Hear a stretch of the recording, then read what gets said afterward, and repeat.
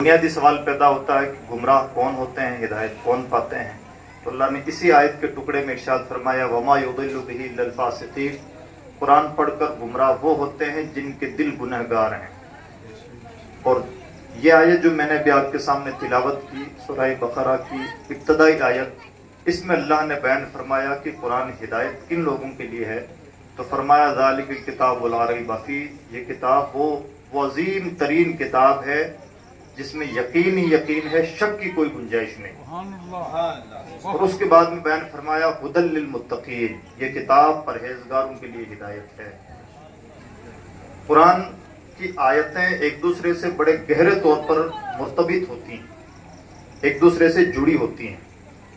ایک آیت پڑھیں گے، اس کا مفہوم سمجھیں گے، کوئی سوال پیدا ہوگا، اس سوال کا جواب پھر آگے والی آیت میں مل رہا ہوگا، پھر کوئی سوال پیدا ہوگا، پھر اس کا جواب مل رہا ہوگا۔ تو قرآن نے فرمایا کہ یہ بلند رتبہ کتاب وہ ہے جس میں شک شبہ کی گنجائش نہیں۔ اس دنیا میں ہم جو بھی زندگی گزار رہے ہیں، سچی بات یہ ہے کہ ٹامک ٹوئیاں کھیل رہے ہیں، یعنی کہ تجربات کر رہے ہیں، ٹھوکریں کھا رہے ہیں، کچھ سیکھ رہے ہیں، اپنی جہالت سے کچھ نیا سیکھتے ہیں، تجربات سے کچھ سیکھتے ہیں، ٹھوکروں سے کچھ سیکھتے ہیں، اور اسی طرح سے پوری کائنات کا نظام چل رہا ہے۔ یہ مائک پہلے اتنا خوبصورت نہیں بن گیا تھا، بنانے والا تجربہ کرتا رہا، اور ابھی جتنا ہے یہ فائنل نہیں ہے، ہو سکتا ہے آنے والے زمانے میں اس سے بہت بہتر ورژن موجود ہے۔ یہی ہر چیز کی کہانی ہے، یہی موبائل کی کہانی ہے، یہی ہمارے کھان پان کی کہانی ہے، یہی ہمارے لباس اور پہناووں کی کہانی ہے، یہی مکان کی ڈیزائننگ ہے، اور یہی دنیا کی رہائش ہے۔ جو کچھ بھی اس کائنات میں ہے وہ تجربات کا نتیجہ ہے، ٹھوکریں ہیں۔ انسان پہلے کچھ بناتا ہے، بگاڑتا ہے، پھر بہتر بناتا ہے، پھر اور بہتر بناتا ہے، پھر بناتا چلا جاتا ہے۔ یہی ہے انسانوں کی بنائی ہوئی چیزوں میں اور اللہ کے تخلیقات میں فرق۔ اللہ نے جس چیز کو جو شکل عطا فرمائی ہے وہ فائنل شکل ہے۔ اس نے آسمان بنایا تو آسمان میں کسی تبدیلی کی کوئی ضرورت نہیں۔ اس نے جو زمین بنائی ہے، اس زمین میں ایسا کوئی نقطہ نہیں رکھا جا سکتا کہ زمین ایسی نہ ہو کر کے ایسی ہوتی تو زیادہ اچھا ہوتا۔ اسی لیے اللہ نے ارشاد فرمایا بدیع السماوات والارض، اللہ زمین و آسمان کو بغیر کسی نمونے کے پیدا فرمانے والا ہے۔ دنیا جو کچھ بھی بناتی ہے اس کو کوئی ماڈل چاہیے، اس کو کاپی کرتی ہے، پھر بھی ٹھوکریں کھاتی ہے۔ اللہ رب العزت جو بناتا ہے وہ فائنل شکل میں بناتا ہے۔ جس طرح سے اللہ کی بنائی ہوئی تخلیقات میں کوئی کمی کجی نہیں ہے، اور اللہ کے کلام کی خوبی یہ ہے کہ اللہ کے کلام کی ہر بات فائنل بات ہے، جو اس میں کہا گیا ہے وہ لوہے کی لکیر ہے۔ اب اللہ کی کتاب سے ہدایت کن کو ملتی ہے؟ اتنی عظیم کتاب کہ جہاں سب کچھ تجربات پر مشتمل ہے۔ آج ہم جو کھانے بنا رہے ہیں، شروع سے انسان اتنے اچھے کھانے نہیں بناتا تھا، انسان کام چلاتا تھا، پھر اور بہتر اور بہتر اور بہتر، اب نئی نئی ڈش متعارف ہو گئی ہیں اور ہوتی چلی جائیں گی۔ انسان اسی طرح سے تجربات کرتا رہتا ہے، سیکھتا رہتا ہے، لیکن اللہ کی کتاب میں کوئی بات تجربات پر مشتمل یا اندازوں پر مشتمل یا کوئی بھی بات گول مول کی بات نہیں ہے، بلکہ جو بھی اس کتاب میں کہا گیا سب فائنل باتیں ہیں۔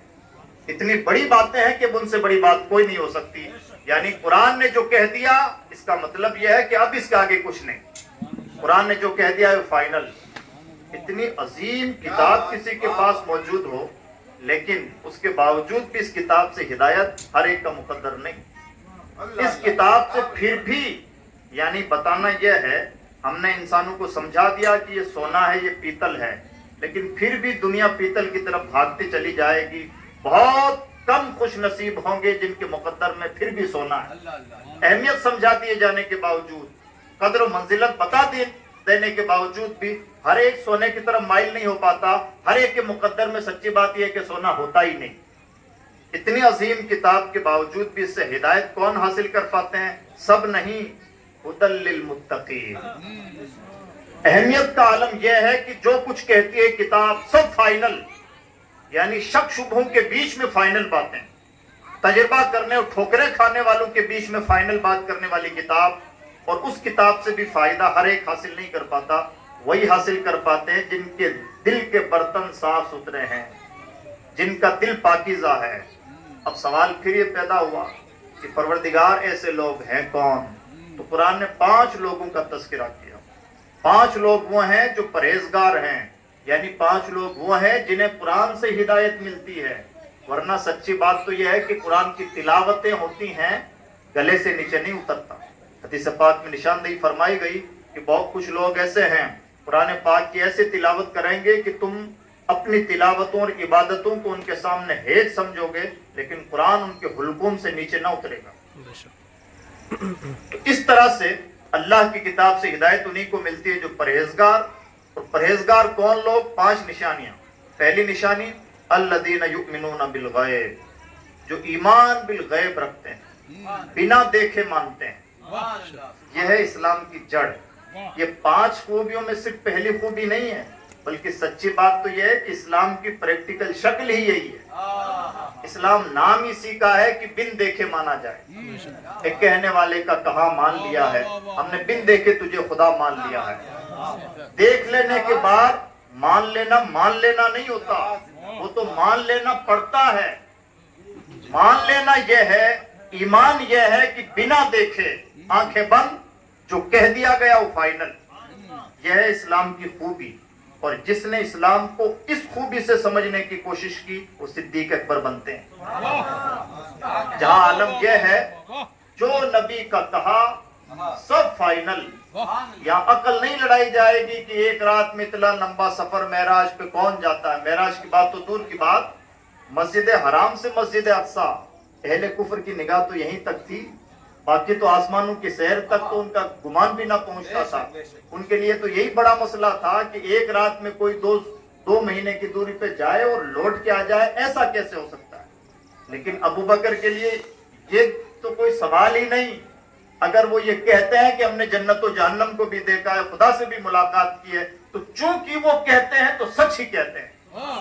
یہ ہے صدیقیت۔ اب سے پہلے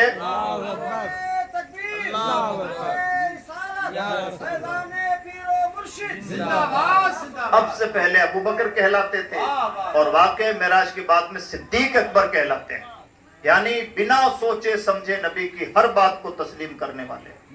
جب کوئی بندہ اپنے آپ کو اس طرح سے سرنڈر کرتا ہے تو اس کا مقام افضل البشر بعد الانبیاء ہوا کرتا ہے۔ یہ اسلام کی بنیادی خوبی ہے۔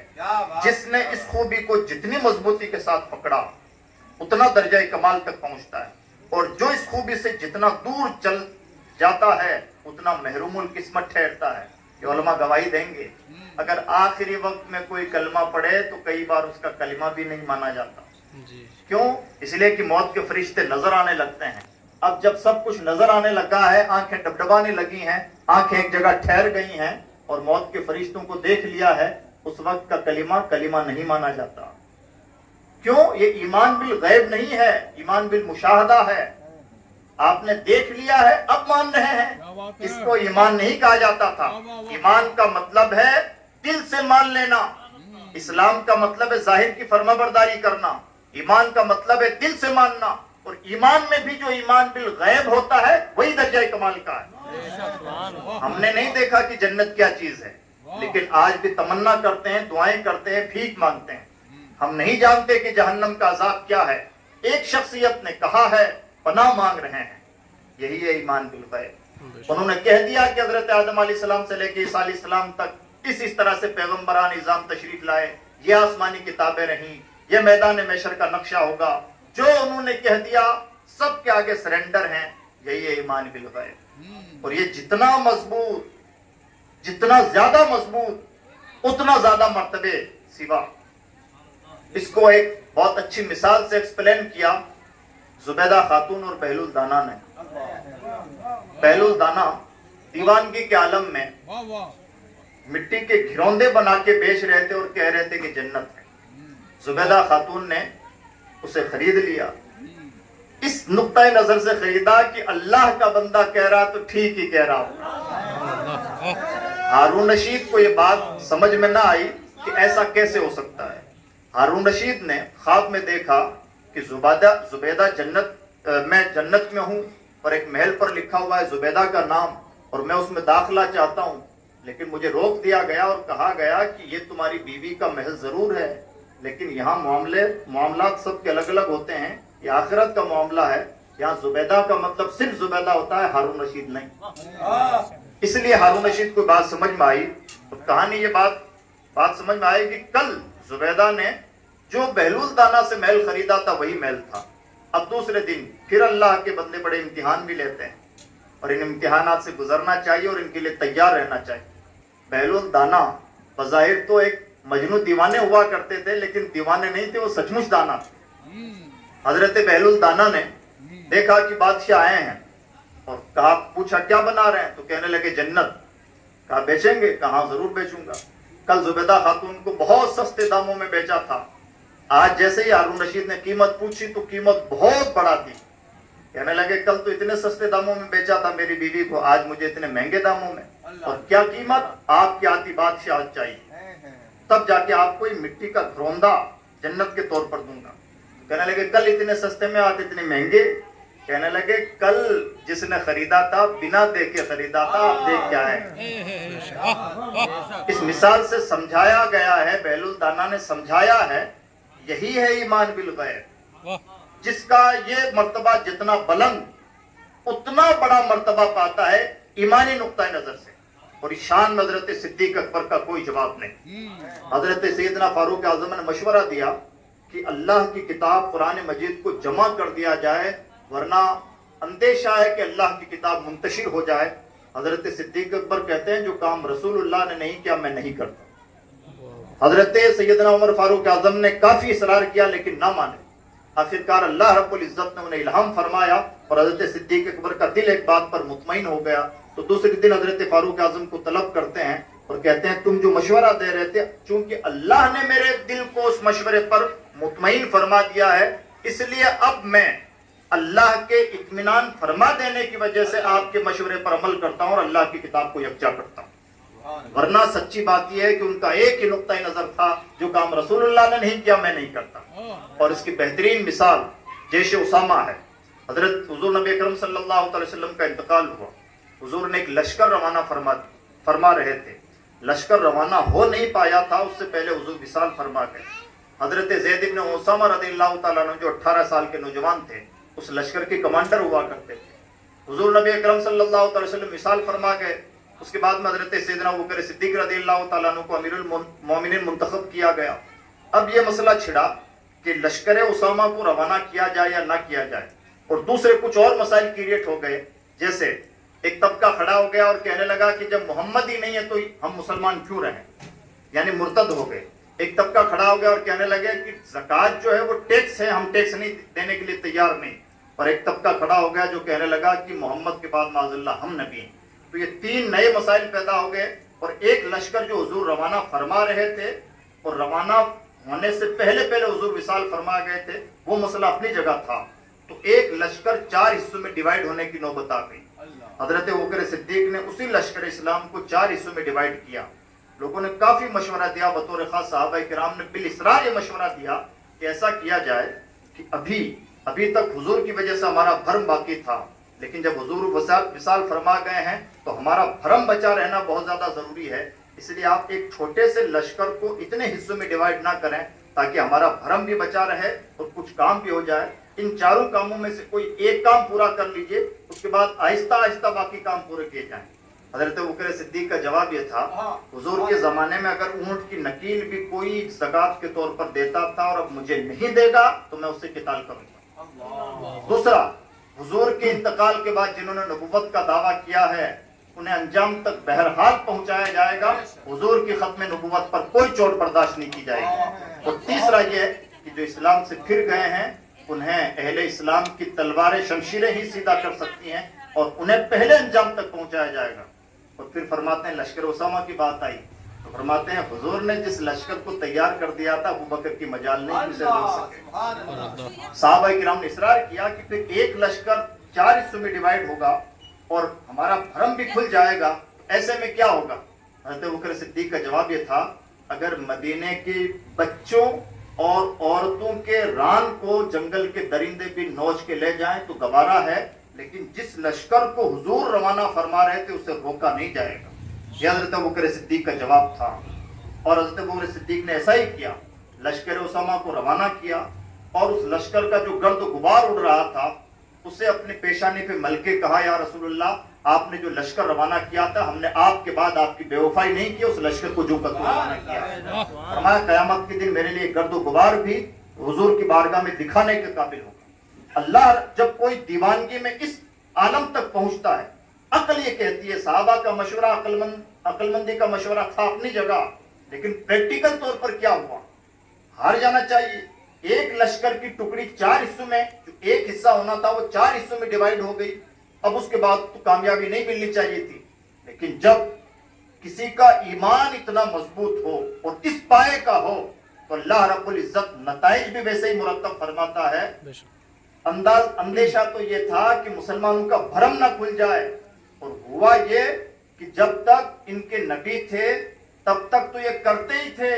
अब आलम यह है कि नबी का इंतकाल हो गया है और ये तो 4 महाजों पर एक साथ लड़ रहे हैं। इन लोगों से मुकाबला करना हमारे लिए आसान नहीं। यानी जो भरम खुलना था वो भरम और ज्यादा मजबूत हो गया है हजरत अबू बकर सिद्दीक की कुव्वत ईमानी की वजह से। यह है कुव्वत ईमानी। ये कुव्वत जितनी मजबूत होती है, ये ईमान बिल गैब जितना मजबूत होता है, उतना बंदा दर्जा कमाल तक पहुंचता है।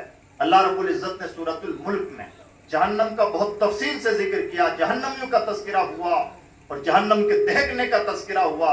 और कुरान की आदत है कि जहां जन्नत का तस्करा जहन्नम का, जहां जहन्नम का तस्करा उसके बाद में जन्नत का तस्करा आम तौर पर होता है।